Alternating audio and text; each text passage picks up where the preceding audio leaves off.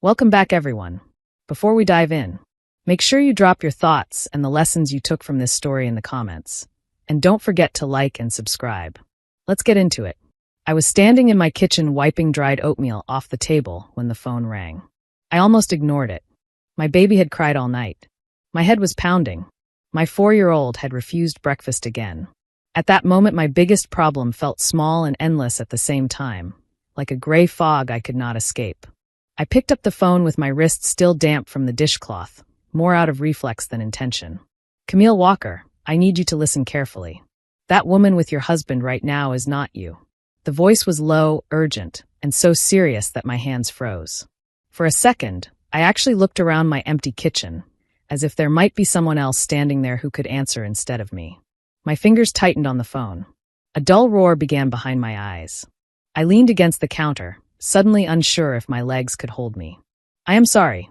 Who is this? I asked, trying to keep my voice steady while my heart began to race so hard I could feel it in my throat. There was a soft inhale on the other end, like the caller was bracing herself before jumping. This is Tamika Brooks. I work at Harbor National Bank, downtown branch. You helped me years ago. You probably do not remember. But I did remember. 5 years earlier, I had quietly exposed her supervisor for stealing from clients.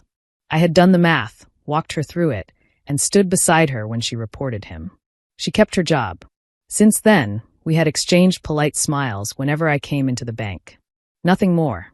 No phone calls. No secrets. Until now. Your husband is here, Tamika said. He is in a private conference room. And the woman sitting next to him looks like you. She is wearing your coat, carrying your bag. She showed your identification. A dry, broken sound came out of my mouth before I realized it was supposed to be a laugh. That is impossible, I said. My husband is on a business trip. He left yesterday morning. There was a pause long enough to make my stomach tighten. Camille, she said quietly, I know you. I see you often. This is not you. Her words landed like stones. They are trying to move everything, she continued. Your accounts, your properties, every asset that has your name on it. And your mother is with them, signing as a witness. The room tilted. The dishcloth slid from my hand and hit the floor with a dull, wet slap. In that moment, I understood something I did not yet have language for. While I was busy surviving my life, someone else was actively stealing it. And I had no idea how close I was to losing everything. The kitchen blurred. The half-wiped table, the cereal boxes, the plastic cup on its side. All of it dimmed behind a single sharp thought. This is not a misunderstanding. This is an attack. Before I became the woman scrubbing oatmeal off a kitchen table at noon, I was someone else entirely. My name is Camille Walker, and I used to be a senior financial analyst in Houston. The kind who stayed late because I loved the work, not because I was afraid to go home. The kind who could look at a balance sheet and see what others missed. At the firm, they used to joke that I had X-ray vision. I could spot manipulation buried under clean numbers and confident signatures, the way some people could hear a single wrong note in an orchestra.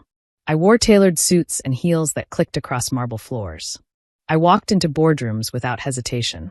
When I spoke, people listened, not because I talked loudly, but because I was precise. I earned my own money, good money. I paid my own rent in a 1-bedroom apartment with tall windows that looked out over the city. I chose my own life. I remember standing on that balcony one summer night, files in my lap, thinking, this is exactly who I wanted to be. Then I fell in love with Brandon Walker. He was charming in a way that made people lean in without realizing it. At a mutual friend's barbecue, he listened when I talked about work instead of changing the subject. You know how rare that is? He said, smiling.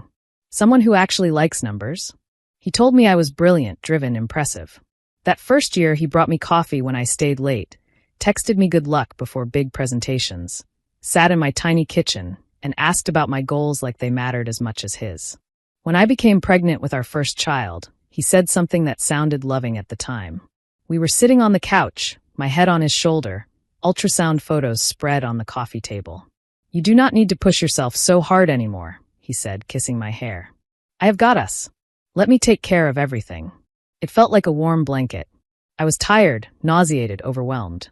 Letting someone else have us felt like relief. After our son was born, the conversation shifted. Late one night as we rocked our crying baby in the dim living room, Brandon said, "Why rush back? You have earned a break. Stay home a while. We will figure it out." He framed it like a gift, and I accepted it like one. I told my boss I would extend my leave. They were disappointed but supportive. "The door will be here when you are ready," my manager said. I believed him, and I believed myself when I said I would be back soon. After the second baby, our daughter, it became, "Why stress yourself? Daycare is expensive. You would just be working to pay strangers to raise our kids." I remember standing at the sink, bottle in one hand and phone in the other, listening as he broke down the numbers. "Look," he said, tapping a note on his screen. "By the time we pay for daycare, gas, and everything else, it barely makes sense." It did not sound unfair. It sounded rational. Brandon was good at sounding rational. After the third child, our youngest son, it turned into, "The kids need you more than the world needs another analyst." By then, the world he meant felt far away. Slowly, without a single dramatic moment, I disappeared. Not all at once, but piece by piece. My confidence softened. My work emails stopped coming. My suits stayed in the closet, pressed and waiting. My world shrank to nap schedules, grocery lists, pediatrician appointments, and surviving the day without crying on the kitchen floor. I told myself it was temporary, that I could always go back. I kept my business card tucked in a drawer, as if that small rectangle could anchor me to a life that was slipping away. But time has a way of turning pauses into habits and habits into cages. I did not lose my intelligence. I simply stopped being allowed to use it. And eventually, when you do not use something, you start to doubt whether you still have it. Brandon did not become controlling overnight. That is the part people rarely understand. If he had started by telling me what I could not do, I would have noticed. I would have argued. But he started by offering help, protection, comfort. One night, when the baby had been colicky for hours, he took my phone gently from my hand and said, "You have enough on your plate. Let me handle the finances. Bills, accounts, all of it. You should not be up late worrying about interest rates and statements." That is my lane now. At first, it was small things. He asked me to sign papers because he was busy. "Just some refinancing stuff," he would say, sliding the documents across the table between scattered crayons and sippy cups. "I summarized it for you. It is to lower our payments. You trust me, right?" I did. He was my husband, the father of my children. When I asked questions, he smiled and kissed my forehead. "You worry too much, Cam. You used to complain about stress. Let me carry it." When I mentioned going back to work after our second child started preschool, he frowned. We were at the dinner table, dishes pushed to the side, the kids chasing each other down the hallway. "Do you really want strangers raising our kids?" he asked quietly. "They are only little once. Money is not everything." The guilt hit me before I had words for it. I dropped the subject, telling myself I would revisit it in a year. A year turned into 2. 2 turned into 5. When friends invited me out, he sighed and studied my face like a doctor giving a diagnosis. "You look exhausted," he would say. "You never rest. Maybe next time. Stay home tonight. I will bring you something." At first he did, dessert from my favorite restaurant, flowers, a movie he thought I would like. Over time, the invitations stopped. People got tired of hearing, "Maybe next time," and "We will see." The decision stopped being mine. I stopped knowing where our money actually went. I stopped opening bank statements, partly because Brandon had them redirected, partly because I convinced myself I no longer needed to see them. I stopped feeling like I had a right to ask. Whenever I tried, he reminded me how much pressure he was under. "Everything I do is for this family," he would say, rubbing his temples. "You think I enjoy worrying about this stuff?" I believed him because believing him was easier than admitting something was wrong. By the time I realized I had no access to our finances, no recent work history, and no independent income, I was already too tired to fight. Exhaustion is a powerful tool. It makes you compliant. It makes you grateful for scraps of reassurance. It makes you doubt yourself even when you are right. I did not notice the cage being built around me because it was padded with comfort, routine, and trust. By the time I felt the bars, I was already inside. Looking back, the warning signs were there, bright as hazard lights, and I stepped around them because looking directly at them would have forced me to act. They were quiet, ordinary, easy to explain away if you wanted peace more than truth. My beige wool coat disappeared one afternoon. It was the one I wore to meetings when I still had them. The one Brandon always said made me look serious and sharp. I loved that coat. I searched the closet, the hall hooks, the back seat of the car. "We probably left it at the dry cleaner," he said when I mentioned it, barely looking up from his laptop. "I will check later." I believed him. Later never came. 2 weeks after that, my old handbag went missing. Inside were my driver's license, a couple of credit cards still in my name, and a business card from my former boss that I had never thrown away. I remember standing in the mudroom, staring at the empty hook where I always hung it. "You probably left it at the park," Brandon said. "You have been distracted lately." He sounded more amused than concerned. 2 days later, he put the bag on the counter. "Found it in the car," he said. The leather looked slightly scuffed, the lining a little torn. When I noticed that my driver's license photo looked subtly different, he laughed. "You are overthinking. You are exhausted. You said that yourself." My mother, Evelyn, started calling more often, her tone soft and probing. "Are you sleeping enough?" she asked. "Do you feel overwhelmed? Have you ever thought about taking a long break from everything?" I thought she was worried about me. I did not realize she was being fed a story. Once, when I hesitated, she said, "Brandon told me you have been talking about running away. Is that true?" I laughed it off, confused. "I have not said that," I told her. She changed the subject so quickly I did not have time to push. Brandon began making comments that stayed with me longer than they should have. Standing behind me in the mirror one evening, he said, "Have you looked at yourself lately? You used to care how you presented yourself." Another time, when I suggested a family dinner out, he shook his head. "Honestly, I am a little embarrassed to take you out like this. You are always in the same stretched t-shirts." I missed the woman who walked into a room and made people sit up. Each sentence landed softly, coded in the language of concern, but together they built something heavy inside me. I started avoiding mirrors. I started avoiding conversations that might expose how small my world had become. When something feels wrong but you are too tired to confront it, your mind reaches for the simplest explanation. You blame yourself. I told myself I was failing as a wife, as a mother, as a partner. I did not consider that someone else might be orchestrating that conclusion. It never crossed my mind that someone was preparing to replace me. Not in my marriage. Not in my own life. Ignoring the red flags felt safer than pulling on a thread that might unravel everything. So I stayed quiet. I cleaned, cooked, juggled, and told myself this was what sacrifice looked like. That silence almost cost me everything. On the day Tamika called, I left my children with our neighbor, Mrs. Howard, a retired teacher who lived across the hall. I must have looked worse than I realized because she caught my wrist before I ran down the stairs. "Camille, breathe," she said. "You are shaking." I pulled my hand free gently. "I will explain later," I told her. "I promise." I did not change my clothes. I did not fix my hair. I walked out the door in old jeans and a stretched t-shirt, my mind racing faster than my body could keep up. The drive downtown felt both too long and too short. Traffic lights blurred. I barely remember parking the car in a nearby garage, barely remember locking it. On the ride down the elevator, fragments of my old life began to surface. The analyst. The woman who asked questions. The one who never accepted vague answers when numbers did not add up. Somewhere under the exhaustion, she was still there, waiting. I called Tamika as soon as I stepped onto the sidewalk. "I am here," I said. My voice sounded strange to my own ears, thin and too high. "I cannot go through the main entrance. They will see me." "There is a service entrance in the back," she replied. Her voice steadied me with its certainty. "Walk past the loading dock to the gray door. I will meet you there." 5 minutes later, I was following her up a narrow staff staircase that smelled like old coffee and cleaning supplies. Tamika looked different than she did behind the teller counter. Without the practiced smile, her face was tight with worry. "I knew something was wrong as soon as she handed me your identification," she said in a low voice as we climbed. "I see you in here every few months. You talk to your kids while you wait. You ask about details." This woman did not look at anything. She just signed like she was late for lunch. My heart was pounding so loudly I was sure she could hear it. "How long have they been here?" I asked. "Almost 2 hours," she replied. "They are in conference room C.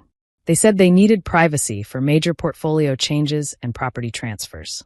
The manager approved it because your mother is there and the paperwork looks perfect." Her hand hovered near the railing like she wanted to reach for me and did not know if she should. She led me into a small security room filled with flickering monitors. The air was cool, the hum of machines steady and indifferent. On one of the larger screens, I saw my husband. Brandon sat at the head of the table, relaxed, confident, wearing a dark suit I had never seen before. He looked successful, untouched by sleepless nights or worry, like the man he used to be when he came to my office for lunch. Next to him sat a woman wearing my beige wool coat and holding my bag. Her hair was styled the way mine used to be before I stopped making hair appointments. From that angle, she looked like a version of me that had been frozen in time and polished. Across from them sat my mother, dressed neatly in a navy dress, focused, signing documents without hesitation. At the far end of the table was Brandon's sister, Rochelle, organized and efficient, stacking papers like someone very comfortable handling paperwork that did not belong to her. I felt something crack inside me. Not sadness. Clarity. This was not a mistake. This was not panic or confusion. This was a plan, deliberate and careful, and I had walked in just in time to see the final act. I did not cry. That surprised me. I stood there watching the monitors, and something inside me shifted into a familiar place, a quiet and focused one. The place I used to live in when a deal stopped making sense and everyone else in the room missed it. I turned to Tamika. I need transaction histories for every account in my name for the past 3 years and every power of attorney ever filed under my signature, I said. The words came out crisp, precise, like they always used to. She hesitated for half a second, glancing at the doorway, then nodded. I can do that, she said. Give me a few minutes. Her voice shook slightly, but her hands were steady. While she was gone, I watched Brandon lean toward the woman beside him. His hand rested on her back in a way I recognized instantly. It was not the touch of a colleague. It was not the touch of a stranger. It was the touch of habit, the unconscious, possessive gesture of a man who had grown used to claiming someone. The woman laughed at something he said, tipping her head in a way I recognized too. My stomach rolled. Tamika returned with a thick folder of printed statements and a pencil tucked behind her ear. She set the folder in front of me like it was an X-ray, like she already knew it would show broken bones. My hands moved automatically, circling numbers, drawing lines, connecting dates. Muscle memory took over. The exhaustion stepped aside to make room for the analyst. $10,000 here. $8,000 there. Small enough to avoid automatic alarms. Frequent enough to drain a life. Over $800,000 gone in a pattern so deliberate, it was almost elegant. All transferred to an LLC registered in Rochelle's name. 3 months earlier, a general power of attorney had been filed in my name authorizing the sale of our primary residence. I had never seen it. 1 month ago, a loan had been taken out using our vacation property on the Gulf Coast as collateral. I had never signed for it. 2 weeks ago, the beneficiary on my life insurance policy had been quietly changed from my children to my husband. My throat tightened, but my mind stayed sharp. Where was this power of attorney signed? I asked, pointing to one line that made my skin crawl. Tamika checked the system. Downtown branch, she said. According to the records, you were physically present. The security footage backs it up. The video showed a woman in my coat filmed from behind, signing documents at a side desk. She never turned toward the camera. The angle had been chosen carefully. That is not me, I said calmly. I was hospitalized that week. Complications after my youngest's flu. I can prove it. Tamika's face drained of color. This is fraud, she whispered. Multiple counts. This is not just a misunderstanding. This is federal. That is not all, I replied. I made one call to an old colleague, someone who still owed me a favor. When he answered, I kept my voice flat. I need everything you can legally tell me about Brandon Walker's company, I said. Current status, lawsuits, debt loads. I will not ask how you know it. He did not ask questions. 15 minutes later, he called back with what my instincts already suspected. Brandon's company was bankrupt, crushed by debt, lawsuits pending, creditors closing in from every direction. He had been hiding it for over a year. Suddenly everything made sense. The tightened jaw, the late nights he claimed were for strategy meetings.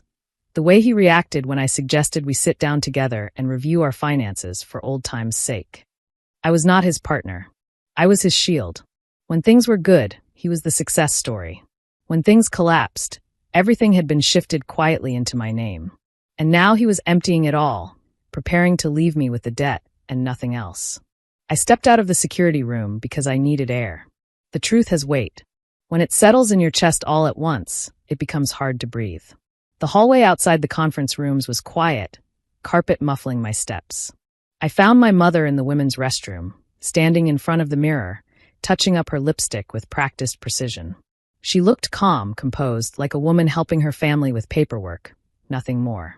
When she saw my reflection behind her, her hand froze. The lipstick shook slightly. "Camille," she whispered. "What are you doing here?" I looked at her for a long moment before answering, watching the way her eyes darted toward the door, as if she could still pretend this was normal. "What are you doing here, Mom?" I asked. My voice was quiet, but it carried. She straightened her shoulders in the way she always had when she wanted to look in control. "Brandon asked me to help," she said. "He said you were not well, that you were overwhelmed. He said you agreed to all of this, but were too fragile to handle the details." Her words were smooth, but her eyes betrayed the first flicker of doubt. "That woman in the conference room," I said quietly. "The one wearing my coat. That is not me. You know that." My mother looked away, focusing on her own reflection instead of mine. "You really do not remember?" she asked. "He showed me messages where you talked about leaving, about not coping anymore. You said you wanted to disappear for a while, that you needed him to handle everything, so you did not ruin the children's lives." "Those messages are fake," I replied. "I never wrote them. He needed you to believe I was unstable, so you would sign whatever he handed you. He needed a witness who looked respectable and trusted. That is you." She pressed her lips into a thin line, the gesture she used when she did not want to admit she might be wrong. "He said he was protecting the grandchildren," she murmured. "He said this was for the family, that you would thank him later." "Mom," I said, stepping closer. "He has been supporting his mistress for 3 years with my money. She is pregnant right now. He is trying to leave me with debt and take everything else. If you keep signing those papers, you are helping him do it." She shook her head slowly, denial fighting with the evidence in front of her. "That is not possible," she whispered. "Brandon would not." I took her hand and led her back to the security room. She followed stiffly, like someone being walked into a courtroom.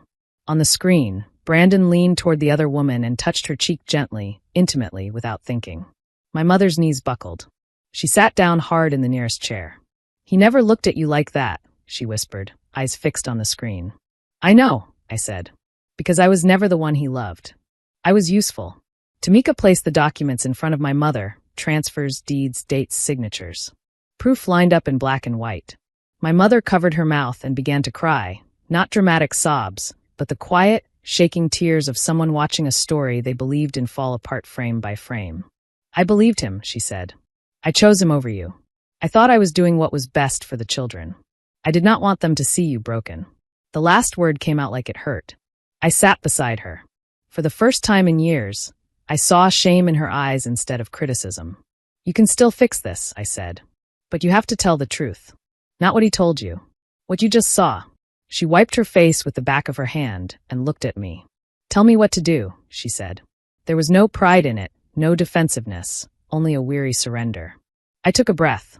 "You're going to walk into that room with me," I said. "You're going to tell the bank manager that you were misled. You're going to state clearly that you believed the woman in my coat was me because Brandon lied. And then you are going to cooperate with whatever investigation follows. No more covering for him. No more excuses." 20 minutes later, I stood outside the conference room door. Inside, Brandon thought he was winning. Tamika had called ahead and told them there was a minor verification issue, something about needing one more signature in person. Just enough to keep them seated. Just enough time for everything to be ready. Behind me stood Tamika, a bank security officer named Daniels, and my mother. She looked pale but steady now, like someone who had decided which side she was on. I caught my reflection in the glass panel beside the door. Old jeans. Wrinkled shirt. No makeup. Messy hair pulled into a loose knot. I did not look powerful. I looked like exactly what I was, a tired mother who had run out of time to pretend everything was fine. But I had the truth, documentation, and witnesses. That was enough. I opened the door. The room went silent. Brandon was standing by the window, phone in hand mid-sentence. When he saw me, the phone slipped from his fingers and hit the carpet with a dull thud. The sound was small but final. The woman in my coat, Raven Ellis, as I would later learn, jumped up so fast she knocked her chair backward. Without the calm posture, without the illusion of control, she looked young, frightened, and out of place. Rochelle clutched a folder of documents to her chest like a shield. The bank manager looked from me to the woman beside Brandon and back again, confusion spreading slowly across his face. "Brandon," I said calmly, my voice carrying clearly across the table. "How was your business trip?" The word hung in the air like smoke. He opened his mouth, closed it, tried again. Camille, this is not what it looks like, he said. His voice was breathless, almost offended, as if I had walked into the wrong rehearsal. I stepped forward and picked up a document from the table. General power of attorney, I read aloud. Authorization to sell my home. Authorization to liquidate my accounts. I looked up at him. Would you like to explain why another woman is signing this in my name? It is temporary, he said quickly. For the business. You know how things are. We needed to move some things around fast. You have been unwell. I was going to tell you when you were stronger. I heard my mother inhale sharply behind me. I did not look back. I do know how things are, I replied. You are bankrupt. Your company is under multiple lawsuits. You tried to shift everything into my name and then drain it. That is not protection. That is theft. The manager stood up slowly, his chair scraping against the carpet. Sir, he said to Brandon, his voice tightening. Is this woman your wife? Brandon pointed at Raven. Yes, he said. This is my wife. We have had a very stressful. No, I interrupted. I am. I stepped forward so there was no mistaking it and turned to Raven. Take off my coat, I said. She hesitated, eyes wide, darting from Brandon to the manager to the security officer in the doorway. Raven, Brandon said, his voice low and warning. Do not take off my coat, I repeated. The room held its breath. Slowly, she unbuttoned it and let it fall to the floor. Without it, the illusion collapsed. It was not a wife, not a partner, just a young woman in a simple black dress who had been dressed up to steal a life that was not hers. Everyone in the room could finally see it. The bank manager's jaw clenched. Tamika stepped forward and placed the folder of evidence on the table. My mother moved to stand beside me, shoulders squared, eyes fixed on Brandon. I was misled, she said clearly. I was told my daughter was unstable and agreed to all of this. That is not true. I have just seen proof of the fraud and the affair. I want to cooperate with whatever investigation follows. The police arrived quietly. No sirens. No shouting. Just two officers stepping into the room and asking Brandon to stand. For the first time since I met him, he looked small. As they read him his rights, he kept looking at me, searching my face for something he no longer had any claim to: mercy, doubt, regret. I gave him none. There was nothing left to give. Rochelle was taken next. She protested loudly, talking about lawyers and misunderstandings and just following instructions, but no one listened. The document spoke clearly enough. Raven stayed seated, shaking, hands clasped in her lap. Later she would testify that participating was her only way out of the financial trap Brandon had built around her too. At that moment, I felt nothing toward her. My anger had a single target. The next weeks blurred together. Statements, interviews, lawyers, court dates. Files stacked on my kitchen table where my children once colored. I met with a lawyer named Ms. Parker who listened without interrupting as I laid out every detail. From the missing coat to the hospital records to the security footage. You are not just the victim here, she said finally. You are also the key witness. Do not underestimate that. Brandon tried to negotiate from detention. Through his attorney, he offered a quiet divorce, full custody, and several properties if I would withdraw the charges. He is worried about his reputation, Ms. Parker said dryly, sliding the proposal across her desk. I read it carefully and then pushed it back. No, I said. This is not revenge. This is accountability. He does not get to erase what he did because he is afraid now. The court moved faster than I expected. Fraud. Forgery. Financial abuse. The words felt heavy but accurate. During the trial, I sat in the witness box and answered questions for hours. Brandon's attorney tried to suggest I should have known, that my background in finance made my ignorance impossible. You are an expert, he said. Is it not true that you signed many documents without reading them? I met his gaze. I was a wife, I said. It is true that I trusted my husband. That will not happen again. When the verdict was read, I felt nothing immediate. No rush of satisfaction. No triumphant joy. Just a strange emptiness where love had once lived. A quiet space that used to be filled with plans and compromises. The judge's words echoed, sentences, restitution orders, prohibitions on future financial control. Brandon glanced back at me once as they led him away. I held his gaze for a moment, then looked past him. Afterward, my mother stood beside me in the hallway outside the courtroom. The fluorescent lights were harsh, washing the color from her face. I am sorry, she said. Her voice shook. I chose wrong. I believed him when I should have believed you. I thought I was protecting you from yourself and from your own ambition. I did not see what he was doing. I nodded. You fixed it when it mattered, I said. It was not forgiveness, not completely. But it was a beginning, and right then, that was all I had to offer. I went home to my children that night and tucked them into bed one by one. My oldest son asked careful questions, his eyes too serious for his age. Is Dad coming back? He whispered. I sat on the edge of his bed and told him the truth in pieces he could hold. Not to live here, I said. He made choices that hurt a lot of people. There are consequences. But you are loved. That will not change. He nodded slowly and wrapped his arms around my waist. My youngest barely noticed. For him, bedtime was still about stuffed animals and nightlights. My daughter struggled the most. She missed her father and woke up crying for weeks, nightmares tangled with memories. We found help. A child therapist at a clinic nearby listened to her draw pictures and describe the day everyone got mad at Daddy. I sat in the corner of the room, hands clenched, forcing myself to stay quiet and let her speak. Everything was uncertain, but for the first time in years, it was honest. I sold the house we had lived in for years. Too many memories lived in those walls. Too many lies had been signed at the kitchen island. I bought a smaller townhouse in a quiet neighborhood outside Houston, close to my son's school and my daughter's daycare. Nothing fancy. Just safe. Just mine. The first night in the new place, the kids ran from room to room, their voices echoing in the empty spaces. This one is mine, my daughter said, spinning in a small bedroom with a single window. Can I put stars on the ceiling? We will see, I said, smiling despite the exhaustion. When they finally fell asleep on mattresses on the floor, I sat in the living room surrounded by unopened boxes and listened to the quiet. No footsteps pacing. No late-night phone calls behind closed doors. Just silence and the sound of my own breathing. 6 months later, I went back to work. My former boss, Mr. Ellis, called me himself. I heard what happened, he said. I am sorry for what you have been through. I also remember the way you used to dismantle bad deals in under 10 minutes. You were the best analyst we had. If you want back in, the door is open. I stared at the wall, children's artwork taped crookedly in front of me, and felt something inside me lift its head. We negotiated. I set conditions. Flexible hours. Time for my children. The option to work from home some days. Fair pay, not a favor. I am not who I was, I told him.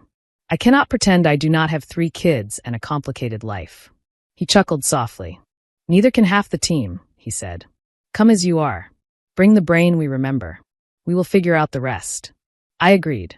On my first morning back, I stood in front of the mirror in a simple navy suit. My hair was pulled back, my makeup light. I did not recognize the woman staring back at me at first. Not the exhausted mother who counted minutes until nap time. Not the ambitious young professional who thought her career would always be linear. Someone else entirely. Someone who had been tested and was still standing. That evening, when I walked through the door with my work bag over my shoulder, my oldest son looked up from his homework and stared at me for a long moment. Mom, he said, you look like yourself again. I exhaled slowly. I am myself, I said. A new version maybe, but still me. He smiled and went back to his math problem as if nothing monumental had just happened. I was not just rebuilding a career. I was rebuilding a life slowly, honestly, on my own terms. I learned how to set up automatic alerts on my accounts, how to lock down my credit, how to document everything. I taught my children in age-appropriate ways what it meant to ask questions, to trust but verify, to know where the money went. I sat down with my mother at my small kitchen table and walked her through her own accounts, making sure no one would ever be able to quietly move her life around again. People sometimes ask me, in hushed voices over coffee or after they share their own stories, how it feels to win. They expect anger, celebration, satisfaction. They wait for me to describe the moment the verdict was read or the look on Brandon's face when the officers reached for his wrists. But that was never the point for me. The real turning point was quieter. A tired woman in old jeans walking through a side door of a bank and deciding not to fold. I did not destroy my husband. He destroyed himself, one choice at a time. All I did was refuse to disappear quietly. I chose to drag the truth into the light, even when it meant admitting how long I had lived in the dark.